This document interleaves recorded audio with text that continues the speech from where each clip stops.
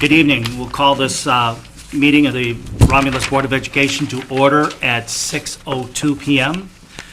Mr. Secretary, can you please call the roll? Ms. Bowles? Here. Ms. Kraut? Here. Ms. Funderburg? Here. Mrs. Buckley? Here. Mrs. Bird? Here. Mr. McLaughlin? Here. And Mr. Theed here. If we could please rise for the Pledge of Allegiance.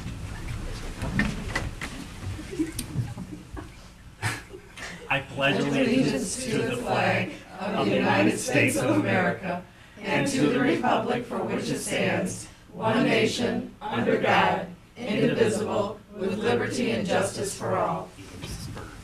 No, you said This is Beard. I apologize. I looked right at it, Bird, and we all caught it. Miss Beard. Sorry about that. Oh, sorry. I couldn't get the pledge out. Welcome, everybody. Item 4 on the consent agenda. All matters listed under the consent agenda are considered to be routine in nature by the Board of Education and will be acted upon by one motion. There will be no separate discussion on these items.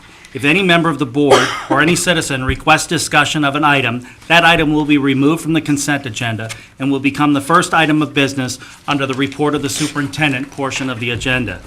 A, for approval, to approve the minutes of the Board of Education of the regular meeting of December 10, 2012, the study session of January 7, 2013, and the regular meeting of January 14, 2013. B, for the approval of personnel actions as submitted by Rebecca Peck, Director of Human Resources, Special Ed Student Aid, Latchkey Aid, and resignation of a bus driver. And C, approval to approve the bills for payment as submitted by Sherry Papazoglu, Director of Business and Operations, in the amount of $2,823,393.17. Is there a motion to approve the consent agenda? Can I approve it with a revision? Yeah. Because we missed one. We have a resignation of a teacher and a hiring. Yes. Yes. To fill a vacancy I that knew didn't that. make the agenda. Thank you. Support. So, It's been moved by Mrs. Funderburg, supported by Mrs. Buckley. Yes, Mrs. Bowles? Yes, I see on here you have the approval of minutes for December 10th, 2012. Yes. I was not available during that time, so I can't approve that. Okay, then you're Okay. able to abstain if you'd like. Okay. Just for reference's sake, because it wouldn't be the first time anyone has abstained from voting on the minutes, but all you're doing is placing the minutes in the record. You're not, the secretary of the board's already attested to their accuracy. You're just putting them in the record. So, Okay.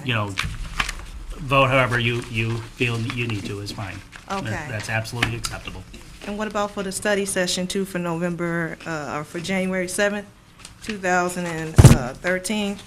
I was just looking at the board bylaws, and it stated there that such session shall be open to the public and properly posted as board meetings. No action by the board shall be taken at such meetings. So do we still have to call it a study session? Because that's what you have down here for information worker study sessions. Yeah, it may say study session on today's motion, but the Okay. actual minutes, because we did change that to a regular meeting, and it was posted accordingly Okay. as a regular meeting. Okay. Any other questions? If not, again, it's been moved by Mrs. Funderburg, supported by Ms. Buckley, to approve the consent agenda. All those in favor, please signify by saying aye. aye. Those opposed? Any abstentions? We have one abstention. Thank you. Next item on the agenda, ladies and gentlemen, is the curriculum coordinator position. You were sent in your packet a copy of the RAZA contract that spells out this position. Excuse me. There was some conversations that have taken place, and I have attempted to contact each board member privately prior to tonight.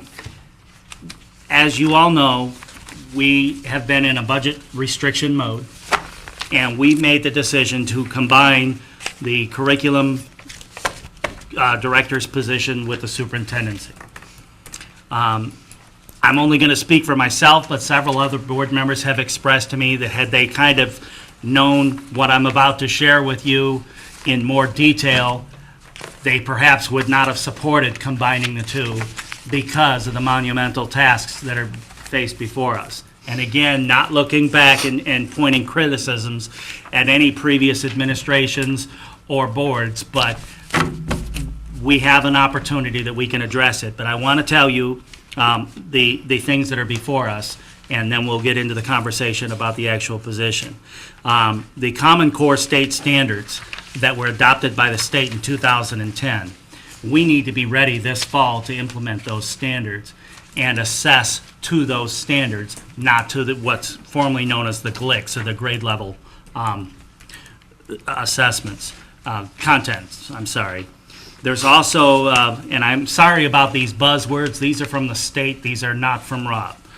The Smarter Balance Assessment, which Michigan adopted in 2011, that has to be in place to do online assessments for the MEP and the MME. That has to be in place but no later than spring of 2015. Interim assessments, and those are where there are pre and post assessments that are going to be required at K2 and again at 3-8 and at the high school. These are scheduled to roll out in the fall of this coming year. We're not ready. The Adaptive System of School Improvement Tools, or the ASSIST program.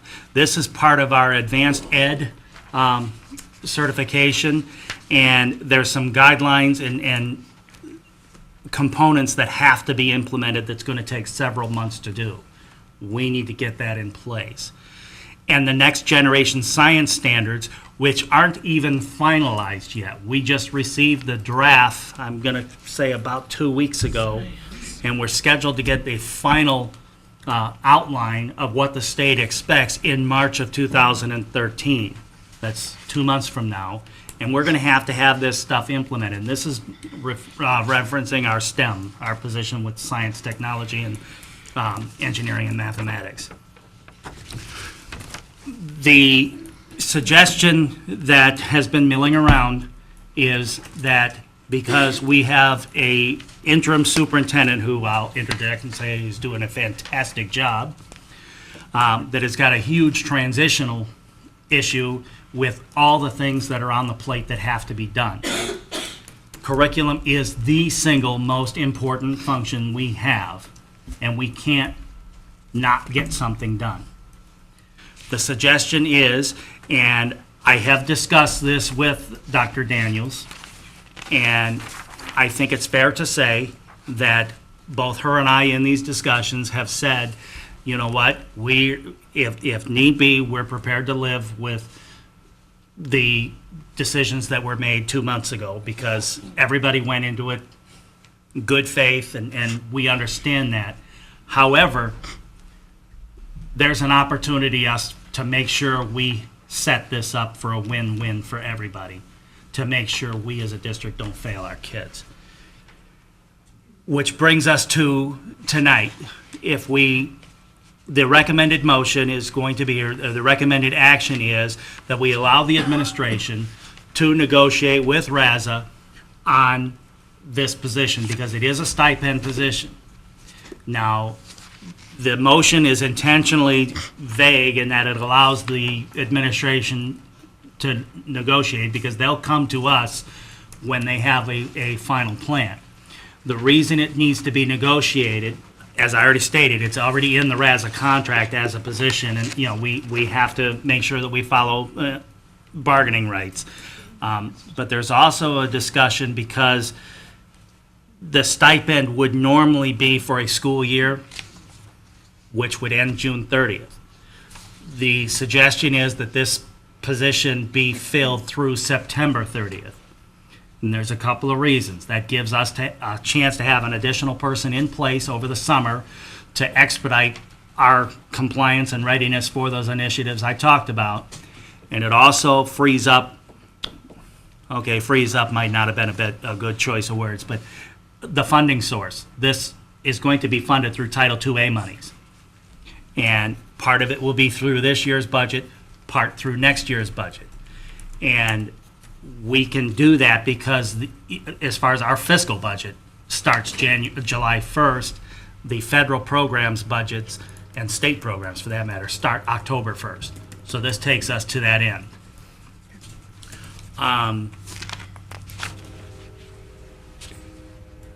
That's all I have right now. Before I entertain a motion, does anybody have any questions about this? I know, again, I've tried to be as thorough as possible and address everything. I think we all recognize that, we want to make sure that we have Dr. Daniels in a position to absolutely succeed, and we want to make sure our staff and our subordinate staff do the same, so that ultimately our kids do. I have a comment. Yes, sir. I look at it as, if this is great with, Dr. Daniels and HR and our business manager on those ends, and if we can bring, I don't know if this would be a Raza, a principal, but I think I'm looking at it down the road because I don't know how the superintendent search is going right now, but if Dr. Daniels somehow becomes the normal superintendent or the regular superintendent, I think that curriculum position could almost go away then, and these people would be in place to do that, which thus saving money down the road. Yes. To paraphrase what you just said, when we have a permanent superintendent, we would then revert back to a permanent curriculum director, so we would not, this stipend would then cease to exist again, Right. because it would just be a full-time, one-hat kind of a thing, unless we did something with PR or something. I guess my thing was, could those three positions carry the curriculum position, making that stipend if Dr. Daniels was to become the regular superintendent? Will we need to fill that curriculum position and save that money from the budget to just pay the stipends if those three people can do the job of one curriculum director? Would that work or not? Well, Or would that something we have to explore later? we'd have to explore that, because these are basically, the stipend that's in your backup material, that's two positions. We're not looking to fill both. We're looking to this is where the negotiations, I have to be careful, but we're looking to create that into one K through 12 instead of a secondary and an elementary. But again, that's a bargained item that we have to deal with RASA. And at the risk of not wanting to put the cart before the horse again, because I'm eating crow on advocating and demanding that the curriculum office be eliminated, I was not aware to this depth of the challenges that we have before us, and I want to make absolutely sure the administrative team we have in place is equipped, that we've not put any roadblocks in, because the accountability is still going to be there. I just don't want to have us go, oops. I have a question. Ms. Funderburk. Mr. President. Right now, our curriculum director is coming out of the SIG grant money, correct? For the most part, yes. I believe some of it's coming through. Indirect costs associated with several different federal grants. So at the end of June 30th, once our budget is completed and the fiscal year starts over, then it will begin to come out of the Title IIA. Am I saying that right? Is that what's going to happen? This position or the curriculum? Because the curriculum director, assuming, nothing changes and Dr. Daniels, is employed in a different capacity, I'm trying to be tactful, we have to reauthorize that position. Okay, If that would be a decision we would make at that time. okay.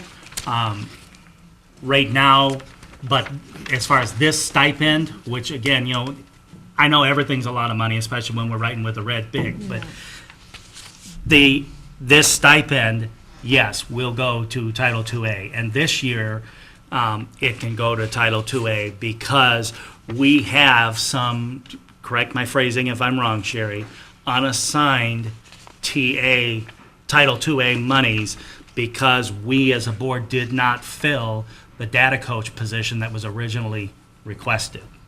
Yes, there is a line item in there. Now, I'm not sure it qualifies for 2A. Well, now it would qualify for 2A, but one of the things that we've got to remember is, and right now we're in the process of doing the budget amendment. We'll put it in, and it is an allowable expenditure, but the state still has to do the final approval on it. Okay, so we would submit it because what this position does, it comes to support professional development and those types of things for staff. So that is an allowable expenditure. But I do want to make sure that you understand that it does have to be approved by the state. So to clarify, it would be a line item in the budget as opposed to using the word indirect cost to cover the expense. Okay, I guess where my confusion lies is the fact that we're extending it to the September 30th date. So in the event that, and I'm just drawing a scenario of if Dr. Daniels becomes our superintendent, or we'll say if she didn't, because that would be a better scenario. If she didn't, then the person that is occupying that quote assistance to the curriculum director position, when's their cutoff date? If after June 30th she assumes the curriculum director position back? Those are some of So I the guess- details that, we Yeah. would have to really take a Okay, look at. so then, I think what will help us if you just give us the authority to enter into the conversation okay, so that we can try to get the position reestablished and all of those particulars. Okay. We'll try to get those lined up, and have the different scenarios, so that if That this would- yeah. happens, if this happens, if Okay. this happens, this is what's. so then today, this particular motion is more or less just to enter into that conversation. Because it's with a bargaining unit, Gotcha. they need authority to go to the table and negotiate. But do we put a cap on it, a dollar cap on it? No, that's something that we can do, didn't mean to cut you off. We can do anything we want. If we want to put a cap on it. The reason I did not do that is because I don't want to provide things in a public forum that have to be negotiated first. That's why I didn't mention any money. The contract already So calls. it won't be approved till we actually approve the That's money. correct. Right. We would actually have to make the appointment and authorize the negotiated You'd have to come back. combination. Because I look at it, 5 months of the year is already gone, with January. Just a minute. I'm sorry. Ms. Peck, would you? If it's the pleasure of the board, we could go into an executive session for negotiation conversation, if that would be helpful. We can do that. What is the board's pleasure? Do you want to discuss this? If so, we can do one of two things. We can go into a quick executive session now, or we can postpone this agenda item to the end of the meeting. And then, because there's already going to be one action item after we come out of our executive session later, we can tag it on there. Which would you like to do? I'd say we've already got an executive session. Let's just talk about it there. Okay, so let's just defer this to the end of the agenda. Yes. Do we need to- That works. I lost my page. Seriously. Is this it? I have misplaced Yes, thank you. Yep, okay, so that's put on. We will now go over to the report of the superintendent. And before she gets started, I want to thank her and the staff for the wonderful yummies that they provided for the board tonight. Yes, thank you. Dr. Daniels, the floor's yours. Or for the people out there. This is school board, the school board member month and recognition month. And we know that being a school board member is not an easy job, especially in the state of Michigan in this day and time. And we want you to know just how much we appreciate your efforts and your energy, your guidance, your leadership, and we have some special things for you tonight. We do have from Wayne County a resolution that I'd like to read, and you do have it included, and it reads, January 2013, whereas the education of our youth provides for their success as well as economic, social, and intellectual well-being of our state, and whereas the boards of education of 34 constituent school districts of Wayne County recognize and embrace their role in providing quality education for all children attending schools in these districts, and whereas these committed public servants demonstrate dedication to their civic duty and voluntarily contribute countless hours of service on behalf of the students of Wayne County. And whereas the current political climate in Lansing has challenged those boards of education to continue to develop and implement board policy in reaction to legislative mandates that may or may not be in the best interest of their students.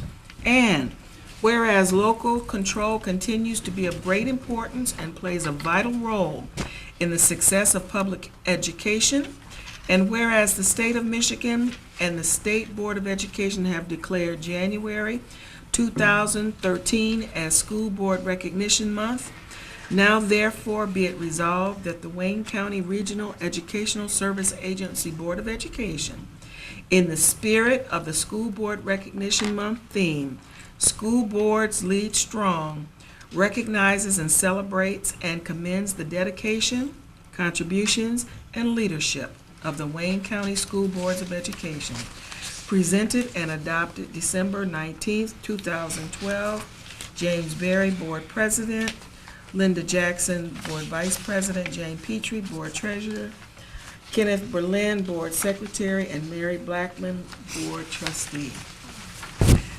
Then a special letter from Chris Wygant, in a school board recognition resolution. Happy New Year.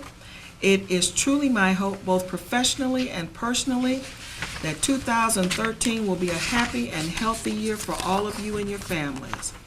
Although we all recently celebrated a new calendar year, we also are aware that we have not yet reached the halfway point of the 2012-13 school year. There are so many positive and productive things happening for children throughout Wayne County. And while we continue to focus on working extremely hard to improve instruction for all children, it is always important that we take a moment to recognize our successes. This month of January provides us with that opportunity as we all celebrate the great work that is being done by our school boards both in our county and throughout the state of Michigan. As a Board of Education members, you continue to represent the citizens in your individual communities to ensure that your school district is providing the most quality educational opportunities possible for each and every child in that district.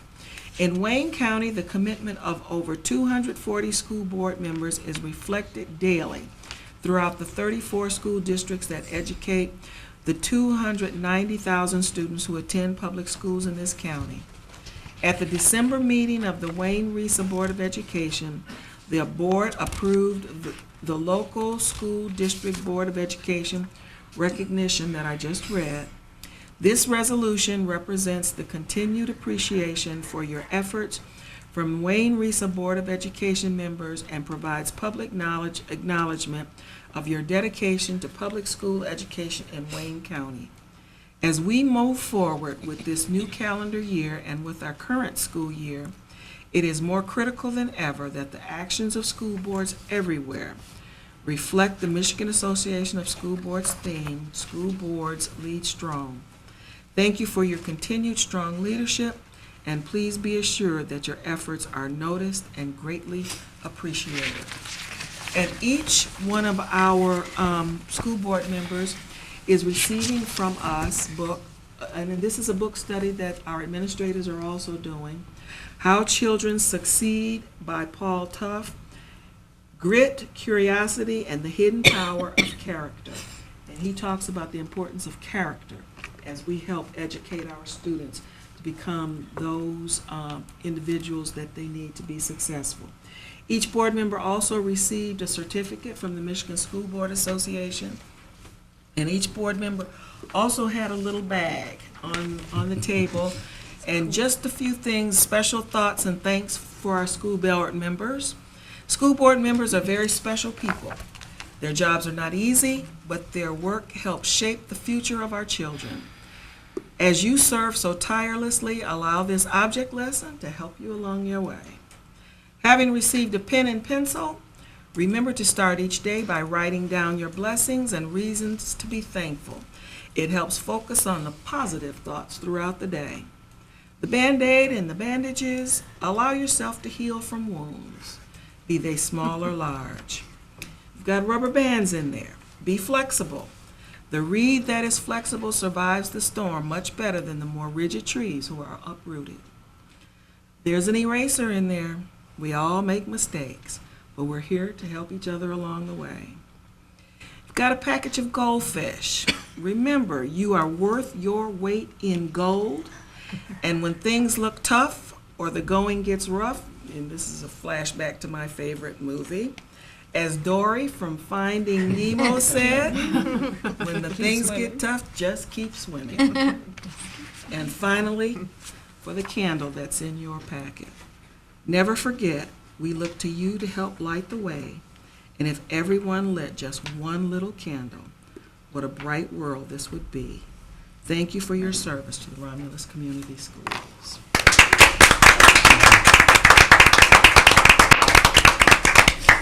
Thank you, Dr. Daniels. Is there a motion to accept the resolution from MASB?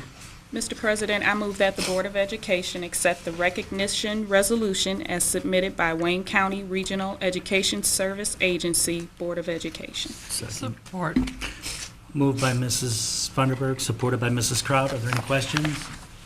If not, all those in favor, please signify by saying aye. Aye. Those opposed? Motion carries. Thank you again to the superintendent and the staff and to the community. I know several board members probably feel the same. I think we all do, that we appreciate the trust you've placed in us and able to help serve our children and to get our staff in the frame of mind. So we absolutely appreciate it. Next. Okay. This month, we were originally going to have an update from the middle school on SIG, but coming up this week, they're going to be having an update meeting and a benchmarking session. And after that meeting, we will have an even more updated report to share, so we'll be coming back to you next month with that report. Included in your packet was information about summer school. Mr. Woodson is not with us, this evening, but if you have any questions, I'd be happy to take those questions, and if I need to get back to you with anything, so. Did anybody have any? Wow. I know. Did anybody have any questions on the summer school report? I have some, but I'll wait until. Actually, I was just happy to see that there was only a loss of $81 as opposed to previous years. I think we've always kind of been in the red with that. Well, in the past few years, we've actually been in the black. Oh, okay. So to the business person, this wasn't the best report. And there were some issues, procedural issues this year with collecting funds and things of that nature that, were addressed by myself and Ms. Peck in the HR department. And moving forward, we have those procedures put into place so that individuals that are responsible for summer school know what the expectations are in terms of tuition. Thank you. And that was kind of one of my questions was, how did that shortfall get accounted for in this budget? And theoretically, or in this report, theoretically, it wasn't. Because Absolutely. it's how, where do they categorize that problem? The numbers are still accurate. As the cash may not reflect the numbers, I guess. That's is accurate, Mr. the most direct way of saying that. My question, though, or my concern, and this has been an annual concern, and Dr. Daniels, if you can please share this with the staff, it's twofold. Number one, we've said that this program must be self-supportive. We eliminated the My Friends and Me program because it was not self-supportive. Tying into that, I see here we have outstanding student amounts of $2,335. Again, an annual concern that I think the board's probably going to have to give direction on. This is no different than latchkey or anything else. If the student has not paid by the first day of class, they need to not be admitted to class. This is a service that we provide for our students. There's staffing involved, there's costs involved, and it's just not fair to the students that do pay for the other students that just drag on and add to their student debts. I don't know how other board members feel about that. Ms. Buckley? I was going to ask the question too, Sherry, on, do we have any plans to try to recoup this? Well, I know Mr. Woodson works really close with the counselors and the high school principal in terms of getting these funds. I mean, there are some students who, maybe at the freshman level or sophomore level, it may take us a few years to get those funds back because we do withhold certain rights or privileges, I would say, to a senior who would be graduating. And typically the money ends up getting paid by that time. But again, you're looking at a long-term effect if you consider 2 years. But he's aggressive when they can be. Is our I mean, can we change our policy, just like as Mr. McLaughlin was saying, if we can, now I know if I went to take a class somewhere, I had to pay up front. So do we have them pay up front or at least by the first Well, class? in the past, Can we do we've that? always allowed them to make payment plans. Nowhere is it in writing. If that would be the board's pleasure, I mean, I would support that as a business manager, because it's difficult to, it's like collection of bills. You have to really go after the money. Well, So- and we But I would can't say- withhold their grades. That's Yeah. the problem. Well, I mean, I would say as a payment plan, if you set up a payment plan, then I think at least the parent should at least sign, okay, I agree to pay this payment plan for this class. If we're gracious enough to give them a payment plan, because I know how it is. It's just probably very difficult to come up with all that money at one time. But then the students halfway through their class, and then, of course, if the payments aren't made, then they're out of the class. Right. Yeah. So I'm not sure I you want a think- student to proceed Right. through. Yeah. Yeah, I understand. Okay. Maybe it's just I some know. way we can work it out so we can at least try to recoup our monies. Because we have the staff there, they're theirs. We have to pay them, so that's my only concern. Yeah. I agree.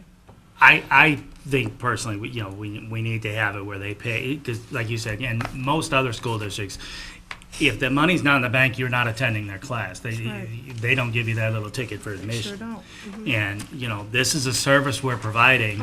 I mean, let's face it, it's not our honor roll students that are taking this program. And it This allow- is a service that we're providing.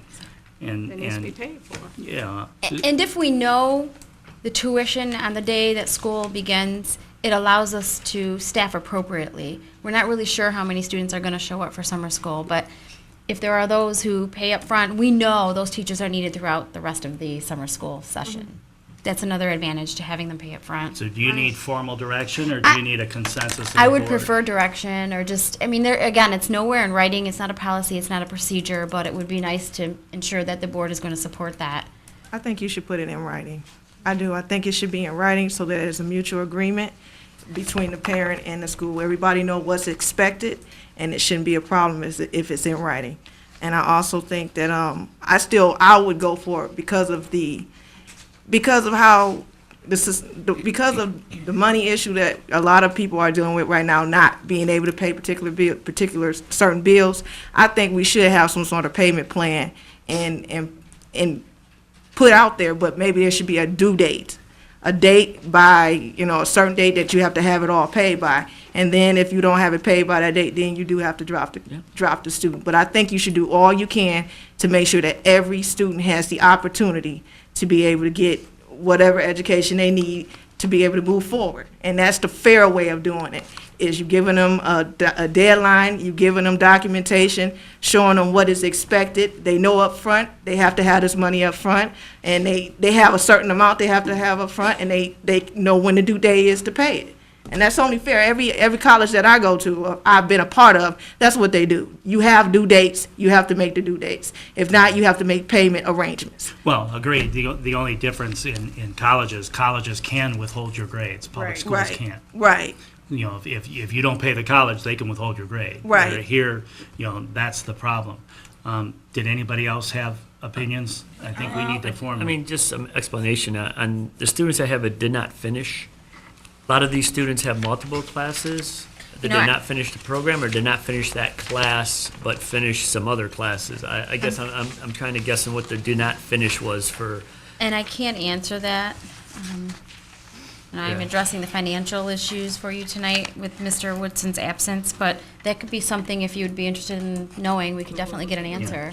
Dr. Daniels is writing that down. Especially, I mean, like, when did they leave before the payments were? Yeah, I mean, I think I agree with Mrs. Bowles. It's, anything you do in life, you have to pay. If I don't pay electric, my power gets shut off. Exactly. You know, I have a due date, and I have a late fee, and we still have bills at that school. We're heating it, we're cooling it. We have electric bills, and some of that money is going to, you know, help that building. So I think you have an upfront payment, and then, you know, whether it's 2 or 3 weeks, 4 weeks, the remainder is due. Mrs. Kraut, you had, Well, I did too, also thought that the middle school, a lot of that, the SIG grant was covering. So is that what's open as the state need balance due? No, the state collection are students who are wards of the state. The SIG had a summer school program that was not credit recovery. Theirs was an Right. enrichment, value add summer program. I had a question, Ms. McLaughlin. Yes.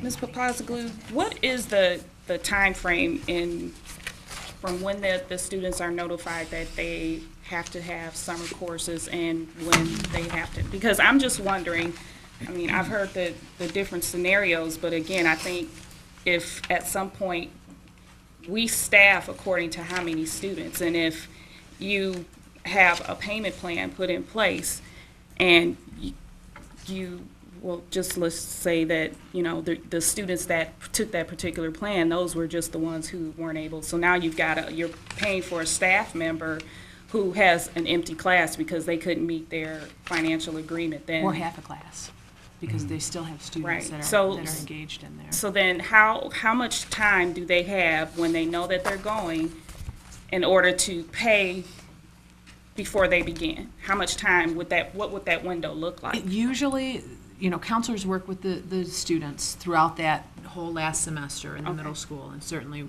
work a lot with the parents. High school as well. But in reality, it's when those final grades come in, it's usually about a 1-week turnaround window. Wow, okay. So sometimes it's a matter of, I don't have a paycheck. I don't get paid until the following week. In all cases that we can, I know the counselors do work with parents and say, hey, summer school's coming down the pike. So summer school's going to be a reality for your child. Is probably going to need 2 classes. Start budgeting $400 right now. I mean, they do reach out and do those things. Okay. The debt that you see on here is a small number of students. And I wish Mr. Woodson were here, because he could probably tell you how many of these students $2,300 represents. Okay. 10%. Yeah. You know, and then the state's another 5%, Right. you know. But I don't know what number of students if Yeah. that's like, you know. Yeah, it could be 5 kids with 3 classes. Right. Plus, I think if you get the parents, if we get it up front, or they can pay within a few weeks of it starting, I'd imagine these grades would be a lot better, and there'd be a lot less do not finishes, because if my dad was paying for that, he'd make sure I was at school. Now, because you bring that up, I do want to point out, they do that with, you know, and Mark is very, you know, he works very closely with parents to, you know, he really puts the pressure on that this needs to be paid up front before your child starts class, and that's true in most of them. He does put these payment plans together, and once the parents either can't pay, he does say, I'm sorry, you can't continue on in the program. But I think that number is still reflected in here, because it has to be. Well, I guess what we need to do, because I'm hearing 2 different things. So, John, if you can get a column of paper ready. Sure. We need to find out, I guess the 2 different scenarios are, do we allow payments after the first day of school? Or do we want payment in full before the first day of summer school begins? So that's How the many weeks question. do we have of summer school? It's 4 it's a weeks 4-week with program. a 5th week Because of available fifth to students. We have And 4 weeks of summer school? It's not a whole lot of time. so you have your columns ready? I'm ready to go. Mrs. Bowles, before school starts, or do you want a payment plan that goes to some kind of due date after classes start? I say some type of due date after classes start. Okay, I would say a payment plan too. that's payable after classes start. Right, I would think we would encourage them to pay as much as they could up front, and that it'd be only exceptional circumstances that we allow a payment plan, so we don't encourage everyone to do a payment plan. But for those who have extenuating circumstances and need a payment plan, I think we should make it available. Okay. Yeah, I thought that's a, well, you know, an assumption, like a upfront fee. Well, like that's an something upfront, we're like a gonna have to have the deposit, and then administration, a depending payment plan upon- with it, right? Dependent upon the consensus we give, the administration's going to have to reduce this to a policy, because if, you know, it's gonna have to be, this is how we do things as a district, and so that our staff knows, so that we don't end up having a parent in here saying, well, I thought I could do a payment plan, and somebody didn't feel their circumstances warranted, but, you know, Johnny's situation did. Ms. Funderburg? I like Ms. Bowles and Ms. Kraut's idea. I like the payment plan. I think everybody, because you only got 4 weeks, so, but I think the parents need to sign it. It has to be That's a some kind of commitment, yeah. parent commitment to it. So that's my only stipulation. It has to have a parent's signature. Works for me. I think something be drawn up and brought back to us, and something that would be. Okay, that's the majority. My position is, you know, I've said this from get-go, I think it needs to be done by the day school starts. At the very least, I think, and, you know, this could be something the administration kicks around, I think at the very least, it should be a 50% down payment. And absolutely, parent understands that, you know, there are repercussions for not paying. And there needs to be an exclusion date, at whatever that drop dead date is. If we decide we're gonna give them 2 weeks, then they are excluded from class. Yep. You know, because this happens every year. We have tuitions and, you know, student debt, which is a whole other discussion. It's way up there. I mean, tens of thousands of dollars at the high school alone. Mr. So, President, yes. if we go to the, and I'm in agreement with the payment plan also, but if we go into a payment plan, could we put in there maybe a specific time frame of that payment plan? And then if that debt's not paid at the end of that payment plan, that there are, what the consequences are, and that that's what they're signing to, is to those consequences, whatever we decide that they may be. Or there be, I don't know if we probably can't charge interest, I don't Well, think. they don't finish the course, that's, They don't Yeah, get that's, their that's grade, it, right? right, they don't get the grade Right. They because won't they get it, didn't right, right. finish. But if it's in black and white and they sign to that And writing, I'm almost thinking a week into, I mean, because halfway point, to me, right? is kind of a wash. Okay, we'll You work guys on think of it. putting that together, some procedures. Maybe a $400 cost. They'll bring that to us for board approval. Thank you. Next. All right, Mr. President, I have for you the reinstatement of student number 20005321. Mr. President, I move that the Board of Education accept the recommendation of the School Reinstatement Committee to deny reinstatement of student number 20005321 to Romulus Community Schools. Support. It's been moved by Ms. Buckley, supported by, was that Ms. Funderburg? Yes. Thank you. Are there any questions? Mrs. Bowles? On this particular student, is there a way we can get more information on it? The complete packet was in your packet. There was, I was on the committee, I believe you were, Mrs. Funderburg. The way these work is there's a panel that the student and/or their parent are before, and it's a team of administrators, Okay. Parents, and board members, and that you see the recommendation that they've made. Okay, so I saw in one of the ones that we're gonna do after this, I saw where it was a manifestation determination review document. Okay, is that also, because in this particular one, I didn't see one in there. Because there isn't one, because it's not a special education student. Okay, okay. It just seems like to me, looking at the information in regards to this student, I would like to find out if there's previous history of problems with this student, or That's if where it's it is. not. That record's in the packet. Yeah, that's what. Okay, because I That's saw what all that, these- but I didn't see, I saw on here where it stated what the parent felt in regards to the student. But these are the school write-ups. These are all Yeah. the write-ups. Okay, let me see. For the problems that they've had in the past. Okay. I was just actually looking for that sheet itself that pretty much clarified That, it. yeah, that only pertains to special education students. Okay. And do we know if this particular issue is an issue that you always vote this particular way on in regards to this student? In regards to this action that took place? I'm sorry, restate that?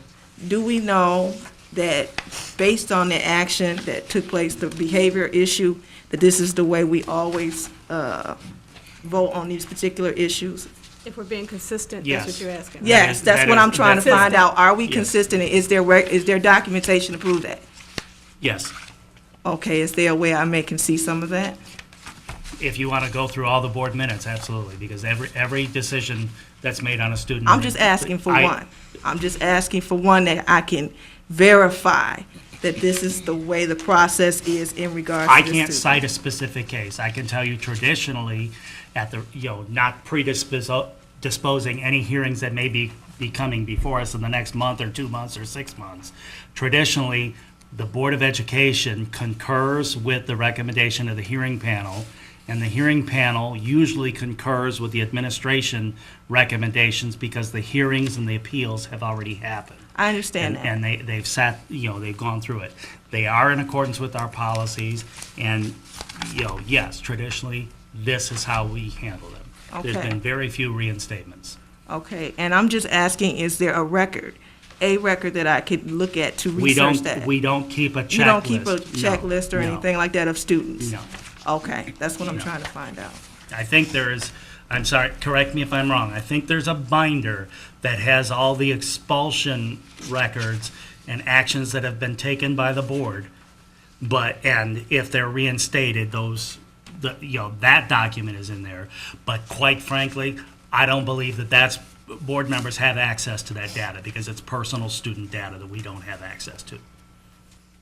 Our hearing is based upon what is before us, not the student's entire history.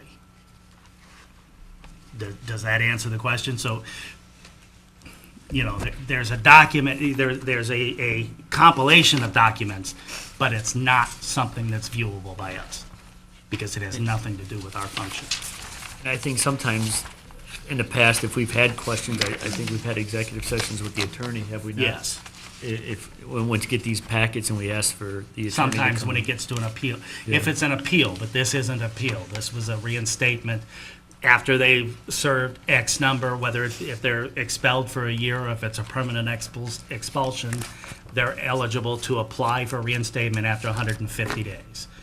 That's what this hearing was, and the panel determined that the action still warrants exclusion from our schools, or there may not be success in our schools, but the program that they may be in now may be more suitable to them, and the likelihood of success is better there.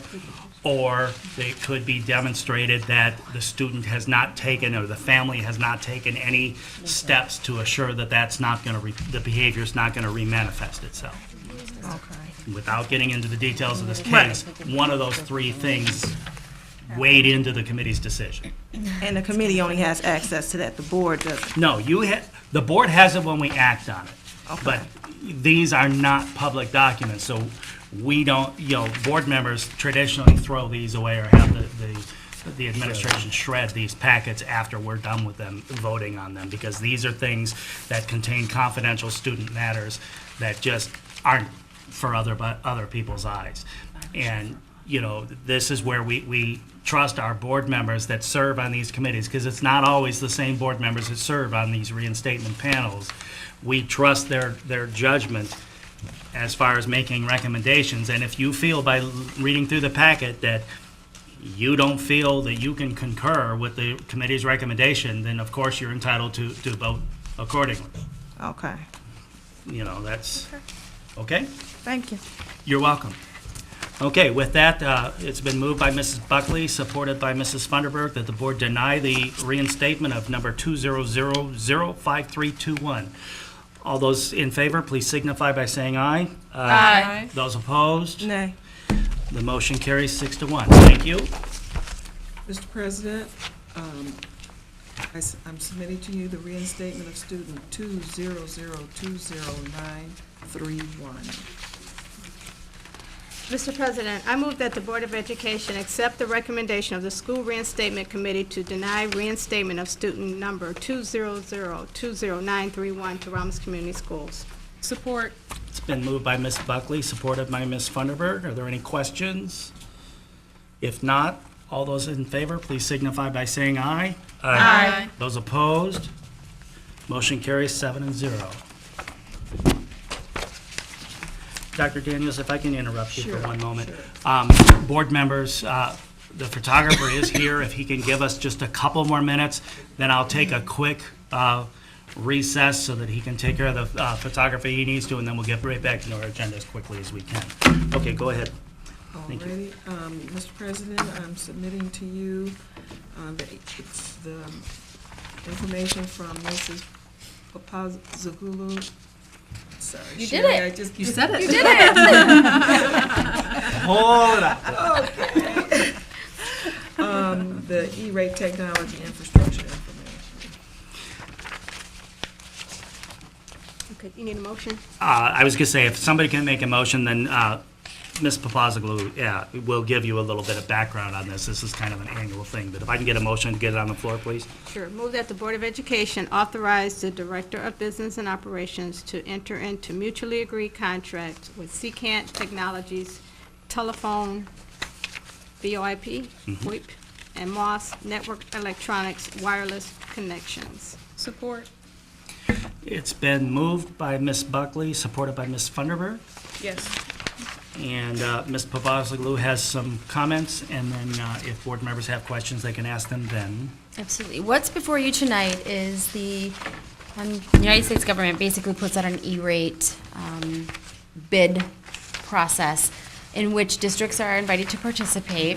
Right now, we put out bids for telephone voice over internet protocol and then wireless connections district-wide. What this means tonight is that we've accepted bids, we put out bids, we've accepted the lowest bidder on each of the projects, and that from 9 to 12 months, if the funding from the federal government gets to our level for priority 2 funding, some of this may sound familiar to you, we would be then eligible to move forward with those contracts. But before we were to do that, we would bring it to your attention again, because again, it's 9 to 12 months down the line. Basically what we're saying to you now, we put out these bids, we got responses, we chose the 2 lowest bidders, now we sit and wait 9 to 12 months to see if we qualify for priority 2 funding. The reality is, the chance of us getting priority 2 funding is slim. We do have a high free and reduced lunch count, but not high enough to really qualify. And you've seen this in the last 2 years. We've always put ourselves out there to be prepared.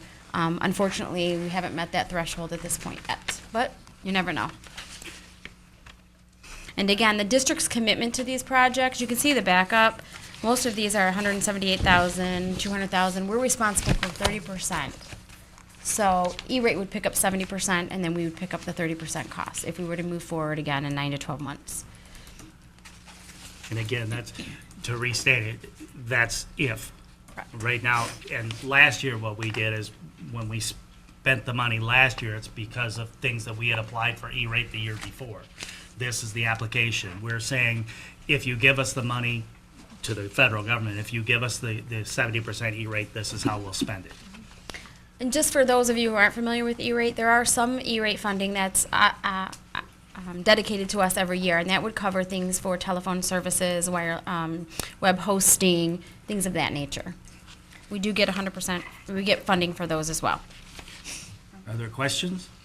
Well, I guess you could call it a question, but it's connected to the E-rate and not so much this particular issue. Is normally our technology director would prepare a summary that would qualify us for our E-rate funding. So we'd have to have like a posting of what our annual report would look like, I guess. That's a better word. That's the only word I can think of. And we're right still now. doing that.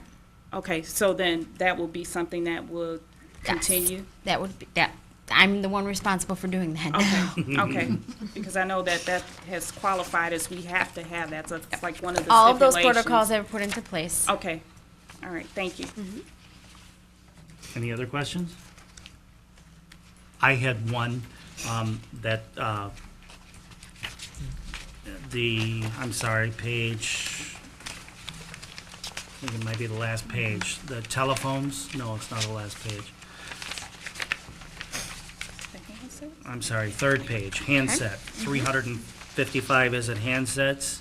Yes. Those are not E-ratable, if I can use that as a term. Those, the district would have to purchase outright.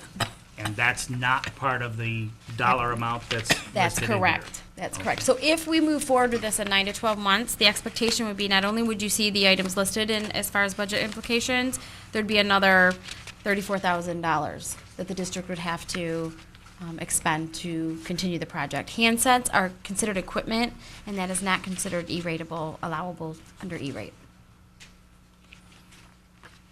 Okay, and I only say that because, you know, board members, you know, did contact me over the weekend about the agenda, and I couldn't answer that question, but given the fact that, you know, our financial situation, we may not be in, and I understand phone handsets wear out, they get some serious use, but, you know, it's something we're going to have to look at. Are there any further questions? So are these just replacing the ones that we have now? They would be. It would be a completely different phone system. Okay, so this is additional money that we gotta add on to what we already are. If in debt 9 to with. 12 months, we qualify for priority 2 funding, which these are priority 2 projects, the Board of Education would have the opportunity to say, yes, we'd like to move forward, and we're willing to spend, you know, $34,000 on handsets, and then the $2 I have listed here on your budget topic sheet. You would have at that point, you could say, yes, we want to move forward with that, or no.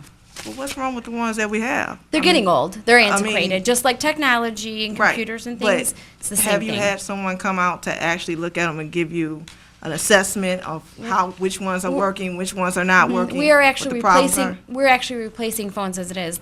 The problem is that the handsets, the new technology, the handsets that we have don't operate or They're don't not communicate. They're not compatible with voice over internet, which is the updated telephone systems. We do have experience. We have problems.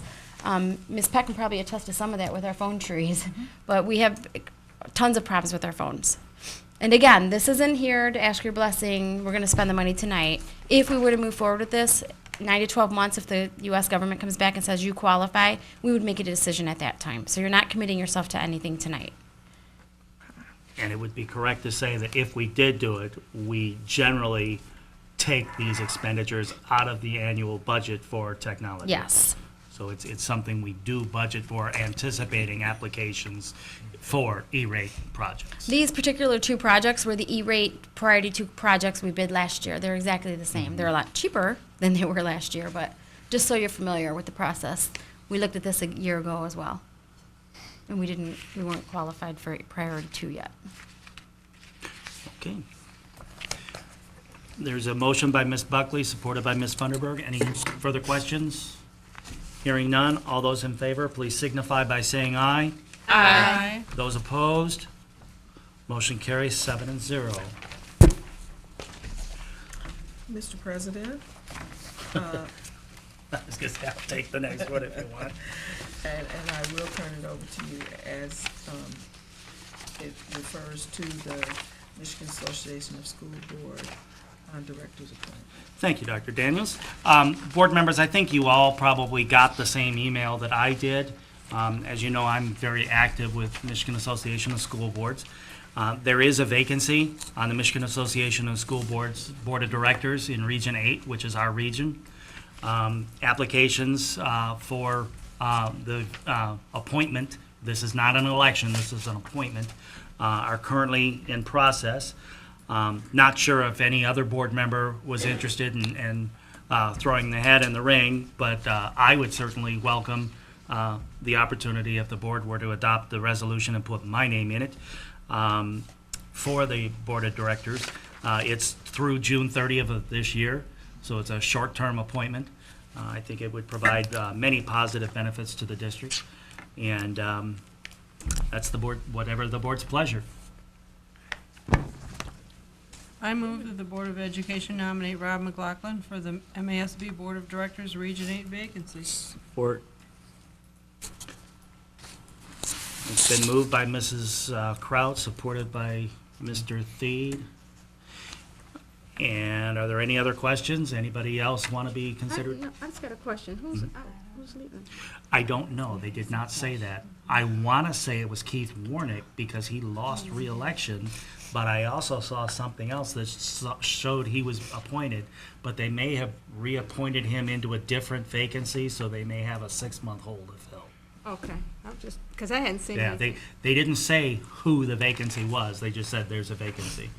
And there's actually only 2 meetings scheduled between now and June 30th for the Board of Directors. So it's more or less just an exposure thing for the district. And my time on the Government Relations Committee is going to come to an end this June. And obviously, I'm not going to lie, I'd like to be considered for other things with MASB. So this is a way for me to get my foot in the door. I mean, how much influence will we have to bring some of the classes like to our district? You know, how some of these conferences go, we have a hotel room that could, we have a hotel that could accommodate, that would be business coming back to our city. Well, it's kind of my produced goal. by our and- school, and yeah. Actually, I was going to talk about it later in board member updates, but we actually are hosting a CDA class Right. from MASB in March. And Dr. Daniels is of the same mindset that, we want to welcome MASB in and show off our district and get our facilities used by our association. And maybe by extension, we can get our community involved by using our area hotels for regional conferences and things. So absolutely, that's something that's on the burner. Okay, hearing no other questions, all those in favor of the motion signify by saying aye. Aye. Those opposed, I am abstaining. Thank you, board members. John, there'll be a letter for you to sign, please. Okay, Mr. President, we are legally required to maintain a tax collection agreement with the city, so I submit this for discussion. Thank you, board members. And I apologize because I didn't send these in your packet as far as the old document from 1986. You may have had it in your email from last year when this became an issue. The problem with the tax collection agreement that's been in existence with the city is it's 25 years old, 30 years old. And, any document needs to become a living document that can be adjusted with time. There was some speculation about perhaps the city was going to want to charge us additional fees for collecting our taxes and on our behalf and things. And, well, we know how that argument went at this table. We had some very heated discussions about it. There was recently a meeting that Mrs. Beard and I attended because Mrs. Buckley deferred to Mrs. Beard because, work schedules and things. But we came to a meeting of the minds, and the city wanted to have the document updated. The document is basically the same thing. The city collects our taxes, remits them to us.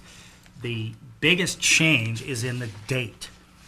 The old document actually said we would notify the city by June 1st of what our levy was going to be. We haven't done it by June 1st, and I can't tell you how many decades.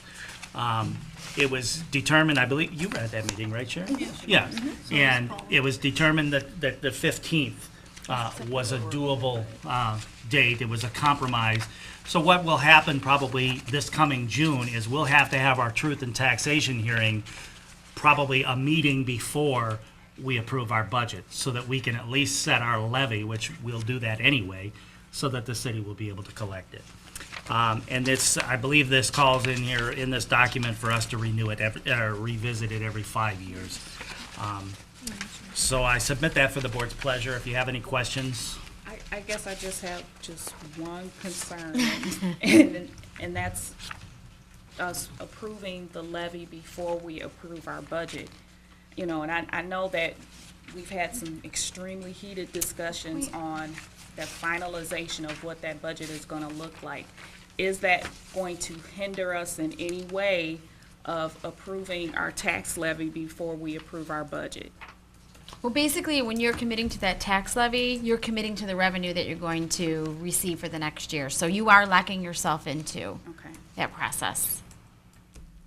Yeah, that's my only reservation. And I think what, just going forward, because this will be the first year that this is implemented, we're just gonna have to have budget discussions prior to, so that we're all aware of where we're at, so that those last 2 weeks in June, we're not going back to the drawing board on tax levies to figure out how to solve our budget problem. Well, We will and- not have the pleasure of doing that in the last 2 weeks, but we'll have to do it before. We're going to have forthright conversations as a board as to what our levy is going to look like prior to June 15th. Any other questions? If not, I'd entertain a motion. Mr. President, I move that the Board of Education enter into a tax collection agreement with the City of Romulus as presented. It's been moved by Mrs. Funderburg, supported by Mrs. Beard. Are there any other questions? I will just add one comment that I forgot to make earlier. This has been reviewed by Gary King, the school district's attorney, and from a legal standpoint, we're good. I would like to have more time to review it, myself personally. With the new copy that you've given us, I'd like to have more time to review it, if possible. So are you making a motion to table? I would like to, yes. I would like to make a motion to table it. There's been a motion to table. Is there a second? I've got a question. What's the ramification? I can't ask that now, right? Well, I mean, theoretically, we're not supposed to discuss a motion to table. The ramifications of not signing it, there really aren't any on this one. The next one, there is a ramification for not signing it. To be honest, this is a procedural thing. There's nothing changing. There's no money changing. There's Other than the nothing. date. And quite frankly, it's a procedural issue. Well, I thought that it changed this one says can be terminated only on 90 days written notice by either the city or the district, and I think the other one was a longer time for termination, so. That's correct. 90 days is only 3 months. Well, it is, but that change is at our request. Because it was 7 months, right? In case, yeah, and pretty much that's what the state law speaks to. So all of this is in compliance, getting things with where state law is now, not the way it was in the 80s. Things have, okay, there's a motion to table, there is no support, so that motion has failed. We go back to the original motion. Are there any further questions on the original motion? Hearing none, all those in favor, please signify by saying aye. Aye. Those opposed? Opposed? The vote carries 6-1. Thank you. And this will need to be signed by myself and Dr. Daniels after the meeting. Thank you. Mr. President, Why don't we take that recess? Oh, okay. We're going to take a quick recess. Mrs. Bowles, the photographer's here to take your picture. And if any other board member wants a updated photo, Jay will be happy to take care of you. We will stand in recess for just a few moments. Please bear with us. Thank you. We are now reconvened. It's about 7:18 p.m. Thank you again, everybody, for accommodating our recess so we could take care of that. With that, again, Dr. Daniels, we were going to go into the schools of choice. Yes, Mr. President, we are actively, as you know, working towards putting in place the early college at our high school. One of the things to help ensure the success is going to mean that we need to have students who will be able to participate. And Mrs. Peck has put together, some background information about, the early college as we open up the discussion once again for the expansion of limited schools of choice to K-12. Thank you. If board members remember, we discussed this at our last meeting, and Mrs. Peck was kind enough to draw this together. And this is a necessary cog in the wheel so we can move forward. So if you have questions, we can ask them in a minute, but I'd like to have a motion on the floor, if we could. Mr. President, I move that the Board of Education continue the Schools of Choice program and declare all school grades K through 12 as limited schools of choice under Section 105 of the School Code. Enrollment will be limited to 10 slots per grade, kindergarten through 8th. The number of slots per grades 9 through 12 will be determined. Support. Okay, it's been moved by Mrs. Buckley, supported by Mrs. Funderburg. Discussion? Are there any questions? Mrs. Beard has discussion, yes. The number of slots for 9 through 12, I know it says to be determined. That means that it's also going to be limited also then, correct? Yes. And the way we went with that was it's limited for choice, but if we leave it to the administration, we're not locking ourselves in to 10 spots if we need 11. But if we go total open enrollment, we have to take all comers, and that creates some staffing issues that we may not be ready to address. And then that also means that all Romulus residential students will have first priority to this program first before the school of choice students would be fitted in. For the early college? For the early college. Actually, yes, but the way the early college is set up, there would be no maximum number of kids in the early college program. The more kids that are in the program, the better the program will be, and to be honest, the better our financial picture will be. So, yeah, that's a good thing. I have, I know you talked about the number being locked in, but say if we set that number and we need to move it, do we have to wait the following year to do so? So like, say for instance, if we okay 15 students and we lock that in per our motion tonight, and then we found that we needed maybe 3 or 4 more spots for students, how would we address that? That's kind of why this said will be determined. Okay. It won't be determined in October. It'll Okay. be determined if the we kind of need a green light or a red light now to proceed with everything in place. What will happen is when it gets time to post and advertise in the papers and things, by that time, the administrative team will have a better forecasting of, okay, we need 15 slots in each grade at the high school, or we need 10 at each grade, except for 12th grade, we only need 5 or something. This gives them that flexibility without bouncing back to us every time. This way they can create the plan and go forward. It's just if the board was fundamentally opposed to limited schools of choice at the high school, that puts the brakes on the early college program. So that's why we kind of, Did we identify that we targeted 9th grade anyways, is we need more? So we're gonna Yes. shop for 9th graders? We're gonna shop for technically? 9th graders. Yeah. We are. And there's a And lot bring up out there numbers that are out there and looking. then bring up our funding. and being candid, unless people are exercising loopholes, we have a pretty good number of kids that have moved out of the community that their parents would like them to continue to graduate from our schools, and legally, we can't let them if we don't have these slots. So, those kind of things, that's why our administration needs to pull things together. And I know that we have had that, a small discussion on the 9th graders, but I think I'm glad to see the 9 through 12, because one of my questions was, what if we had someone who was from another district who moved here, or their program was discontinued in their district and they wanted to finish out in ours?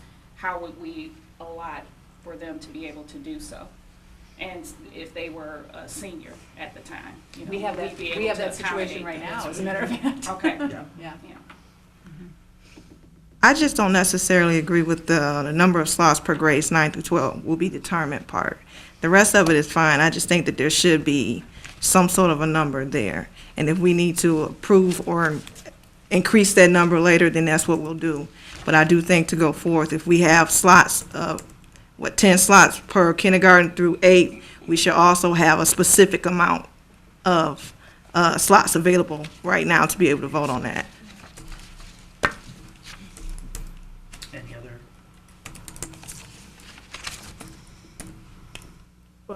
Because you had just explained what we're doing to be determined, but Exactly. is there any? It's a I little mean, early Yeah, so to Tamika's point, is there this will come back to us before we actually, the students are actually enrolled, or how does that go?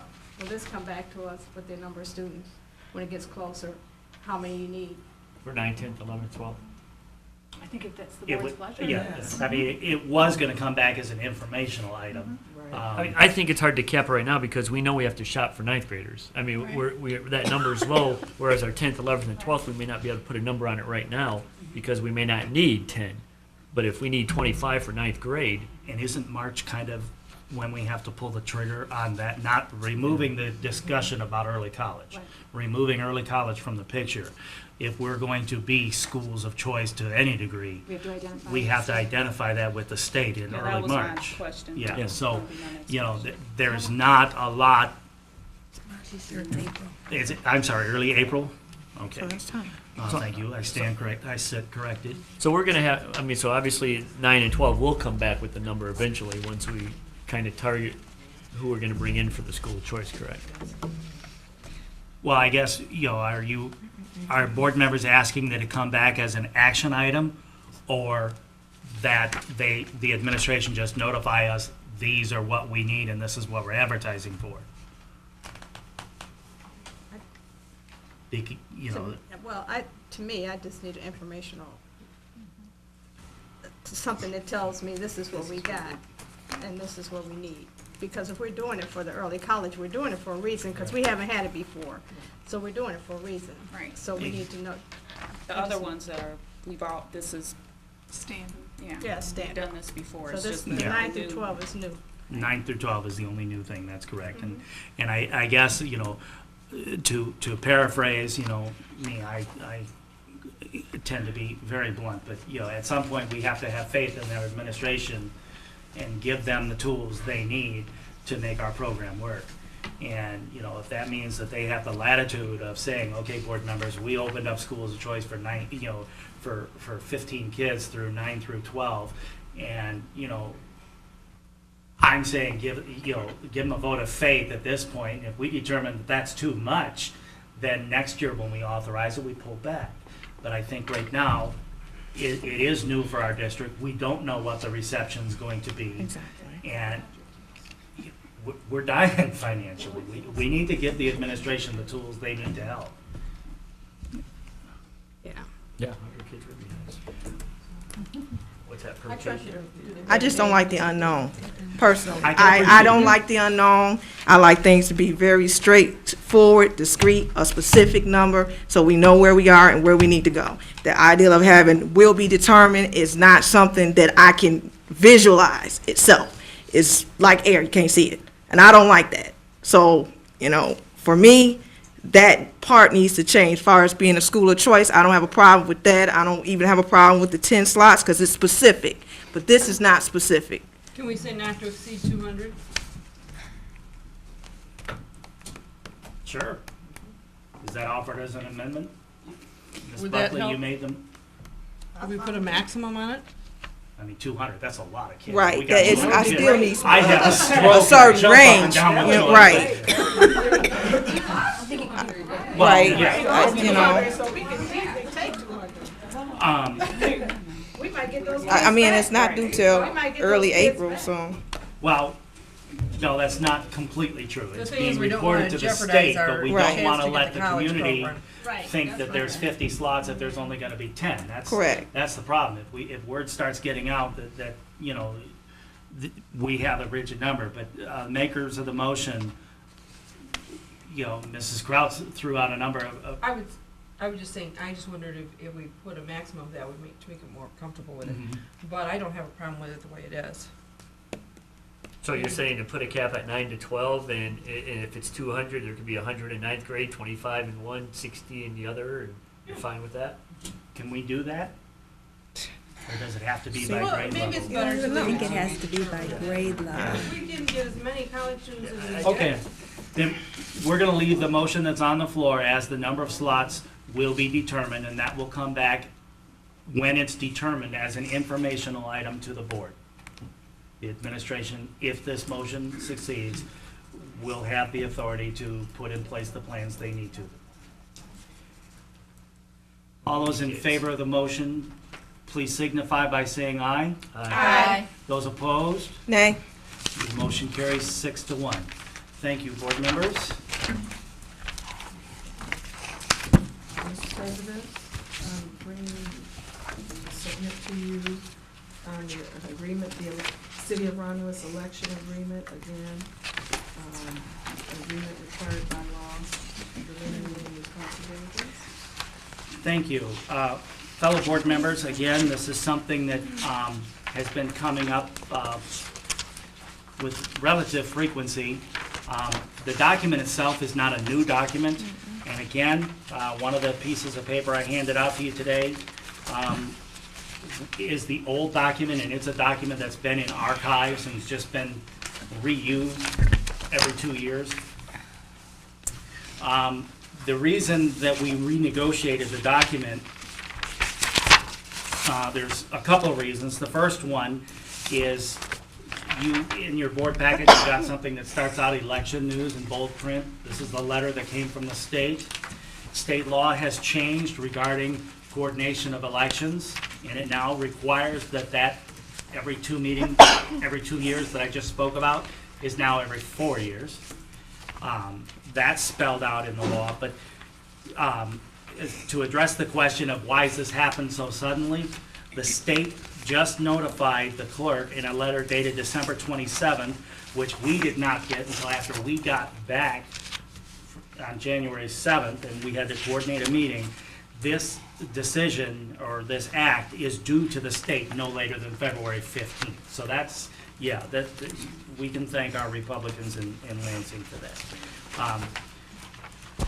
What the document says is that any city or township must have in place an agreement between their constituent school districts on who's going to do elections. We've always had the city do ours. That's not changing. There was some discussion, myself included, about charging the city for use of our buildings. Well, there's a little dilemma there, because, you know, I do have some good news with regard to some negotiations with the city, but our policy on basic charges for our buildings is divided into 4 categories. Categories 1 and 2 spells out there's no charge. Guess what category the city falls into? 1 or 2. It's category 1. Elections held in the city of Romulus. So we have a policy in place that gives them use. And theoretically, I mean, yes, it was a bargaining chip.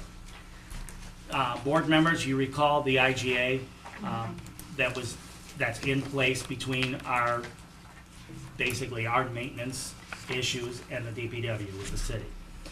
That committee is being reactivated. So board members, if you were on that, we'll be contacting you as soon as we have some target dates. Otherwise, an invitation will go out to additional board members to take part in these meetings. There's a couple of positive things that are going to be discussed. We have conceptual agreement to discuss. Does everybody understand what PEG fees are? They're public access, education access, government access, channel maintenance fees that are paid by Comcast or by a cable company to a franchise authority. In this case, it'd be the city of Romulus. I've advocated on behalf of the district for us to begin receiving up to 1/3 of those monies, as well as perhaps getting their hand-me-down equipment, because the city has been upgrading their cable broadcast capabilities, so perhaps there's some equipment that's not being utilized that perhaps can be given to the school district. So those things are in place. There's also a conversation that's going to happen, and there's some legal issues that have to be answered because we don't know the answer to this, but I've asked that the city at least discuss with us the opportunity of changing the boundaries for the TIF authority, which is a tax increment finance. It's a capturing mechanism in place by the city to include some of our properties in that district, so perhaps we might be able to use some of that capture for our roofs, parking lots, etc. So at least there's dialogue happening, and that's the point I'm making, is we're making progress with cooperation between the two units, and we want to make sure that we keep those conversations going. Without letting too much go right now, Police Chief Dickerson will be at our February 11th meeting. He's going to be presenting a proposal to the district, to the board. Dr. Daniels and I attended a wonderful meeting with the chief and the mayor's office about some grant opportunities regarding school safety. So that's an exciting thing, and I'm not going to steal the thunder from that meeting, but just to whet your appetite and to let you know that these things are happening. And I don't think it's in any small part because of the leadership that's coming out of the office behind this boardroom. You know, Dr. Daniels is absolutely laying the groundwork for wonderful relationships, and we're there. There was two things the city wanted memorialized. I'm sorry, wrong agreement. The changes in this document, we still spell out that the city can use our property. Last year, 2011 document said that we would insure their equipment, and that there was two words in there that were problematic: in use. Meaning that during an election, if something happened to the equipment, they would claim that we were responsible. The way it is now is we will provide storage, which we've always done, even back to the days of those big monstrous chute machines. They've always been stored in our buildings. It's just not practical for them not to be. The only liability we have is if we're negligent in the storing. In other words, if we leave them sitting out in the hallway while they're cleaning a building and we don't secure them, then we assume some responsibility. That's the legalese of it. They also put in the document that there will not be any additional charges for elections unless we schedule a special election. In other words, there's the 4 election dates that the state allows now, the primaries and all those kind of things. As long as we piggyback on one of those elections, there's no cost to us, none. If we schedule God forbid, a millage election in May, it's on us, and we're talking about $30,000. So, you know, these protect us, they put it in place, and this agreement traditionally has been signed by board presidents and superintendents. I asked that process to change only because I think it's an agreement between government units. I think there should be board action authorizing signatures for that, and we move forward. So that's why it was brought forth. If anybody has any questions, I'll be happy to try and address them. I just have one question. So the election coordinating committee consists of? It is, and it will always be these positions, not these persons. It is the mayor or their designee, the city clerk, the chairman of the council, the superintendent of schools, the board secretary, and the board president. Next question is, does our policy, should it reflect that particular change, or is it already stated? Our board policy, as far as payment for the buildings, but or the the 2-year, committee, 4-year? The actual committee. No, because So- it's not our committee. Okay, so it's their committee? Yeah, it's a committee that they're required to Gotcha. establish by the state. Okay. Should we have something that says these are the particular positions that are going to be serving on that? So then, years down the road, when. We could draft a policy, you know. I'm just wondering if we need to have something on our end in writing that signifies that our board president and our board secretary will serve on the election coordinating committee as it exists for the city of Romulus, blah, blah, blah. She's already ready. Can you make sure we follow up, and if nothing else, have MASB help us draft a policy so that we can, good call. If there's no other questions, I would entertain a motion. One question. Okay? Okay. So, just so that I'm clear, we're already doing this, correct? That's Predominantly, from what I read through here, is technically we already doing this. It's just in writing. That's, well, it's been done in writing before. We've updated the dates. And now, instead of it being every 2 years, it's every 4 years. To match the new state law. Yeah, and the election law is quoted in, for the changes. Because the state's changed it. And they asked for an actual document for that? I'm s- The state law, they require an The state- actual document for The them? state requires the very document that you have that has to be signed by the people, the responsible parties. And yes, they require that by February 15th. Or the city will not be able to conduct any elections for us in the year 2013.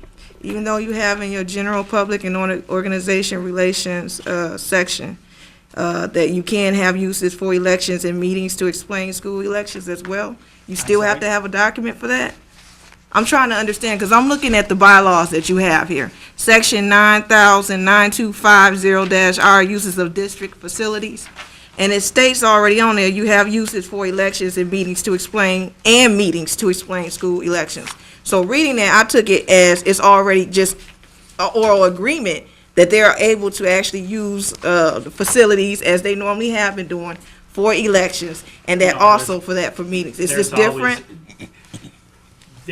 It's different in the sense that this does put it in writing, and it has been in writing every 2 years forever. The most recent document is 2011, but all they do literally is change the dates on it and have people sign it. I did notice that it does say term expires November, and it should say December. Yeah, I've got on the copy that's gonna go to the city, because they can change this front page. All right. Because all of those terms should be December. You are correct, and thank you for pointing that out earlier. Okay, do I have a motion? Mr. President, I move that the Board of Education enter into an election agreement with the City of Romulus as presented. Support. It's been moved by Mrs. Funderburg, supported by Mrs. Buckley. Are any further questions? Hearing none, all those in favor, please signify by saying aye. Aye. Those opposed? Motion carries 7-0. Mr. Theed, if you can sign this after the meeting tonight, that would be great.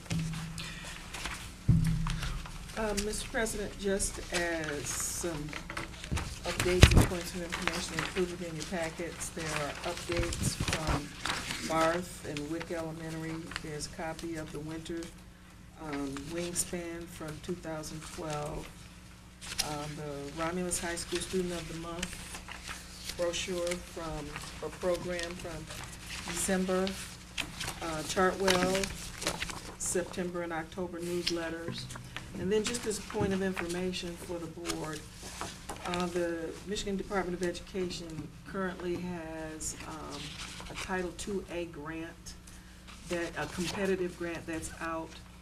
It is actually ISDs who will be applying for this particular grant, but they are in need of district partners.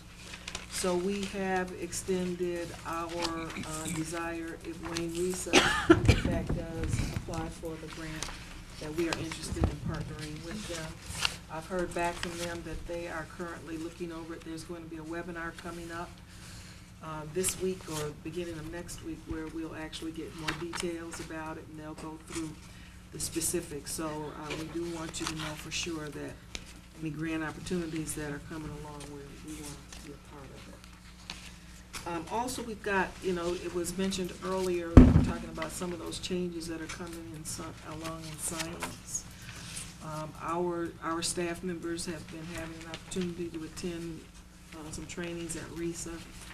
But next month, we're going to be hosting a training right here so that teams from all of our buildings will have an opportunity to work with one of the consultants from RISA, Dr. Greg Johnson, who is not only well-known here, but nationally he's known. So he's going to be coming out working with us, trying to help us get on top of and really get to be familiar with what those changes are going to be looking at. Because in the same way that the Common Core has come out to standardize the math and English language arts standards across the nation. These are going to be new standards in science. So we're trying to make sure that we're ahead of the game on that, so that we're not caught, unaware. Thank you. Next item on the agenda is other. There is nothing under other that I'm aware of. So we'll move on to item number 8. That's communications and expressions from the public. Nobody has submitted any of the forms in the back, but is there anybody that wishes to speak to the board tonight on open? Hearing none, we'll go to item number 9, board member information requests. Dr. Daniels, do you have that information that I asked you for?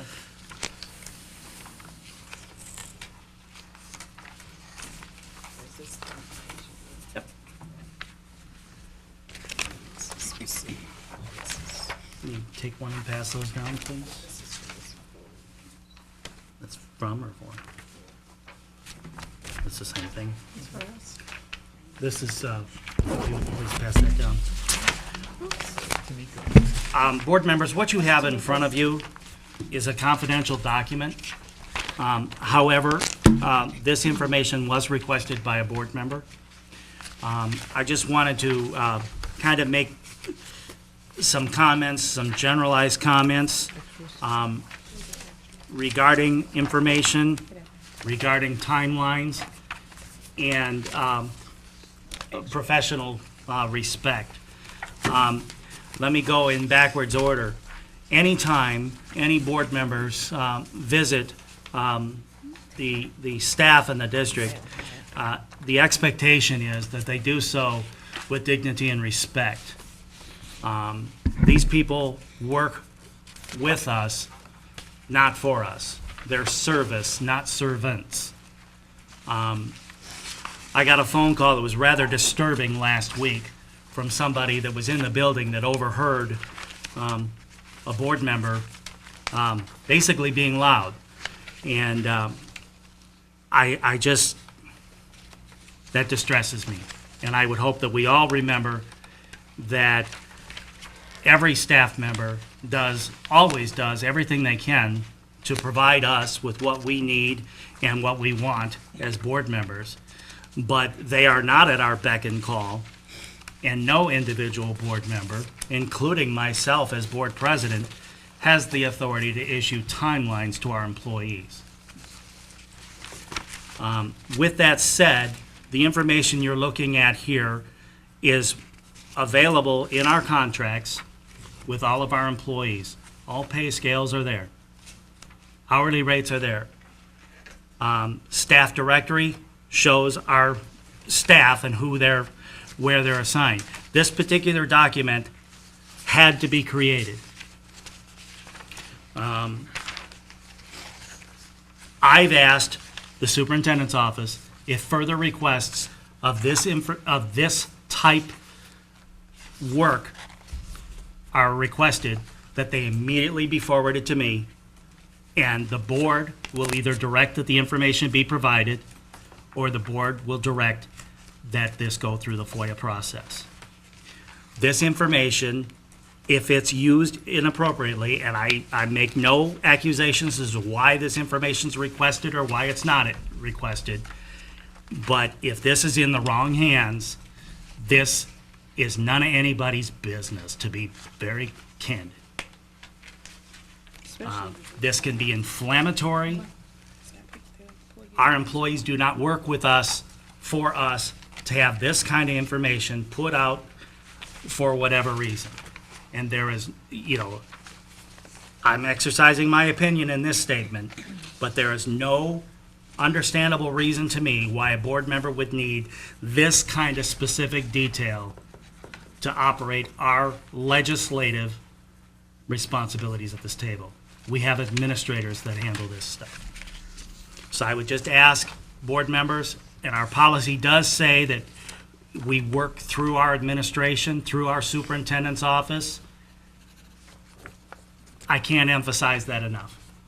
And we have to treat them with respect.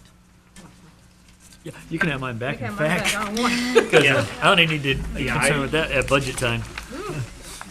Take it out. Mr. President, I have a question. Yes, ma'am.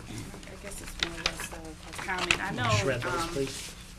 MASB gave us some pointers that we could use as a board of ed in requesting that type of information. And I want to say that I remember them saying that if a certain amount of members actually requested certain information, then that information was provided by the board. Do you feel like maybe that should be something that we could kind of put in place? Well, and yes and no. Because I know I've been an inquisitive board member as well. And there's no problem with requesting information. It's the manner in which it's requested. Okay. And that's what I'm trying to drive home here. We cannot just walk in and say to an employee, I'm on the board and I want this information by such and such day. You don't have that authority, especially when you're not sitting at this table. Now, if this board, if we say tonight, Dr. Daniels, we would like this information by noon Wednesday, well, guess what? If 4 people vote that way, Dr. Daniels is going to have it to us noon Wednesday. But as individuals, we do not have that authority. And it distresses me to think that anyone thinks we do. Because this is a clear, we treat each other as we expect to be treated. And, you know, I had employees ask me, please, Rob, don't say anything. Mr. McLaughlin, please don't say anything. And I respected that. But I had another employee call me and say, are you aware that this happened? And I was aware of a previous incident. I was not aware that it repeated itself. And that's why I absolutely directed Dr.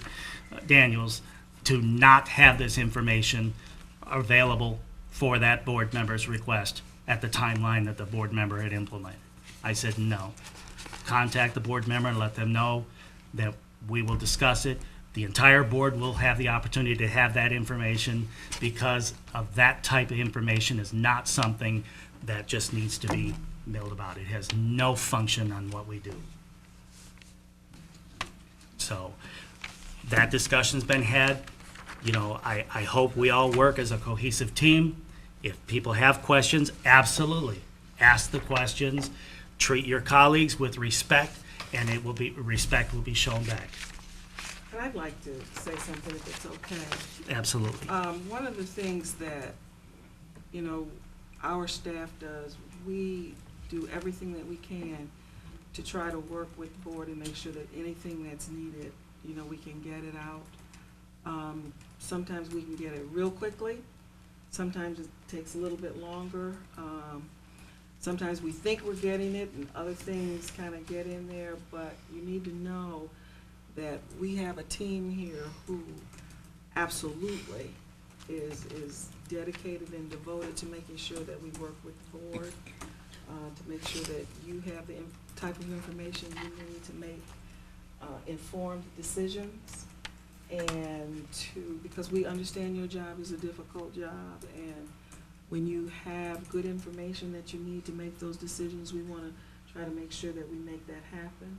So we will never just knowingly drag our feet on anything or not, you know, try to respond to you as quickly as we can. But we don't ever want to give you information that's incorrect. We don't want to give partial information, you know, if possible, especially if partial information will lead to an incorrect conclusion. So, you know, we want you to know that you can be assured that all of us are here to provide the support that's needed and the guidance and the capacities in which we serve. Thank you. With that, we'll move into item 10, questions or concerns of board members. And as traditional, we start at the one end of the table and work around. Mrs. Bowles. At this time, I don't have any questions, but I'll be sure to get back with you on it. Mrs. Kraut. Reverend Chatley mentioned that the soul food dinner will be February 12th, 6 p.m. at the Romulus High School.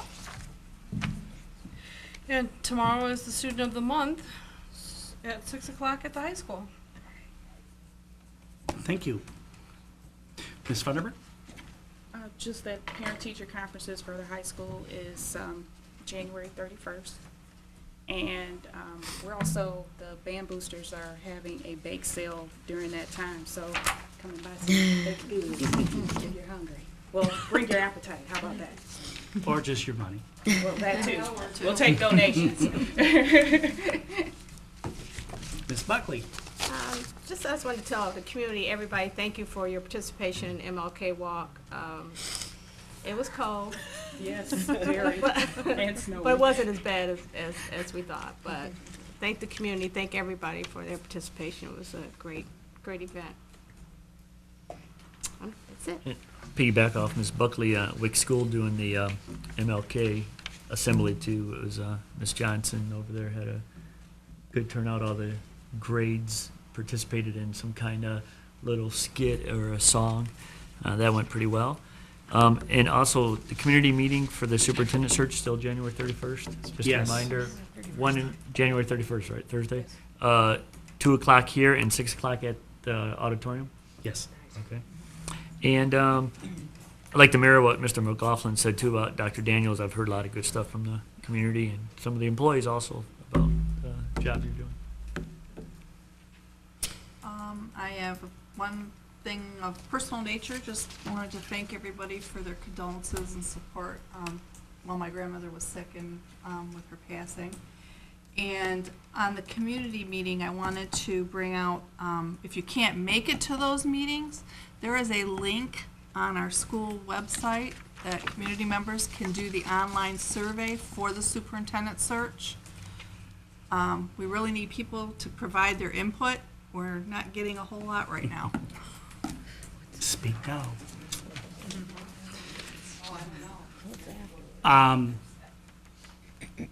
What did she know? The link. Well, if you It's just go to romulus.net, and then there'll be a link, if you scroll down, there'll be a link for superintendent search. I think it starts out with Survey Monkey, something, something, something. It's right below. It's a the company that information. does surveys.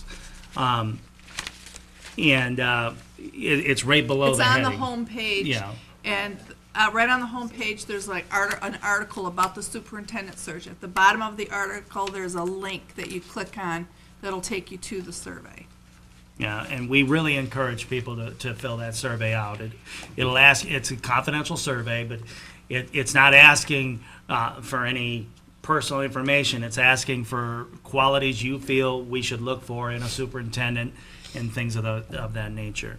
It's the very first thing you see when that homepage opens up. It has it's titled Superintendent Search, and it gives the dates, event, location, times of the community meetings, and then it refers you to the online survey, which is a Look at you with your link. iPads. Would you like me to read it off? Sure. It's www.surveymonkey,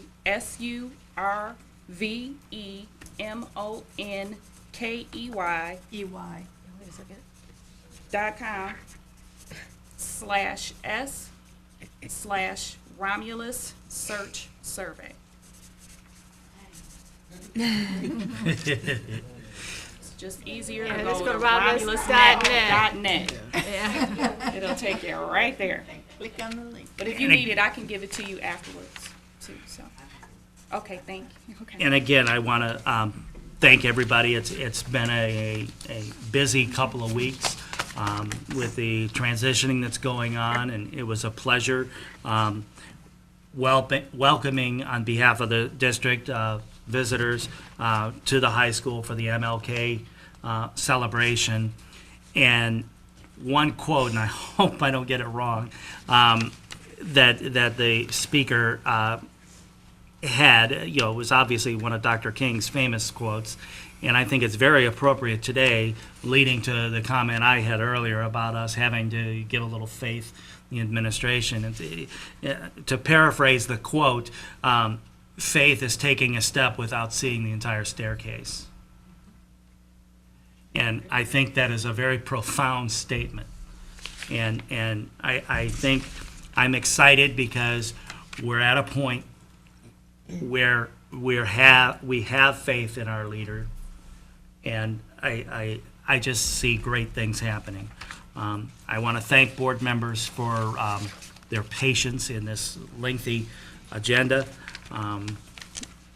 Hopefully, future agendas won't be as long, but they're necessary. We have to conduct business. With that, we have need to go into executive session. It'll be for two purposes. It'll be for negotiations and to discuss a confidential personnel matter. If I could have a motion to go into executive session? Mr. President, I move that the board move into executive session for the confidential personnel matter and negotiations. Support. It's been moved by Mrs. Funderburg, supported by Mr. Theed. Mr. Theed, could I have a roll call vote, please? Mrs. Bowles? Here. Yes or no? Yes or Yes. Mrs. Kraut? Yes. Ms. Funderburg? Yes. Ms. Buckley? Yes. Mrs. Beard? Yes. Mr. McLaughlin? yes. Mr. Theed, yes. Thank you. The board will now convene in executive session.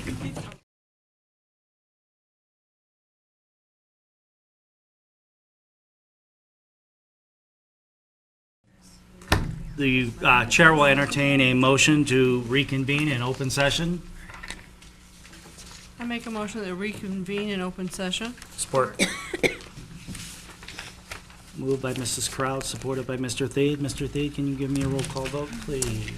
Mrs. Bowles? Here. Mrs. Kraut? Yes. Mrs. Funderburg? Yes. Mrs. Buckley? Yes. Mrs. Beard? Yes. Mr. McLaughlin? Yes. Mr. Theed, yes. Thank you. With that, we have two items that we need to take action on. The first one is a personnel recommendation. What is the board's pleasure? Mr. President, I Yes. move that the Board of Education terminate the employment of Cynthia Karen Jones, lead teacher, GSRP, effective immediately. Support. It's been moved by Mrs. Buckley, supported by Mrs. Funderburg. This was discussed in executive session, so questions here would be inappropriate. All those in favor of the motion, please signify by saying aye. I'm sorry, we do need a roll call vote. Thank you. Roll call vote, Ms. Bowles? Yes or no? Yes. Mrs. Kraut? Yes. Mrs. Funderburg? Yes. Mrs. Buckley? Yes. Mrs. Beard? Yes. Mr. McLaughlin? Yes. Mr. Theed, yes, 7-0. Motion carries 7-0.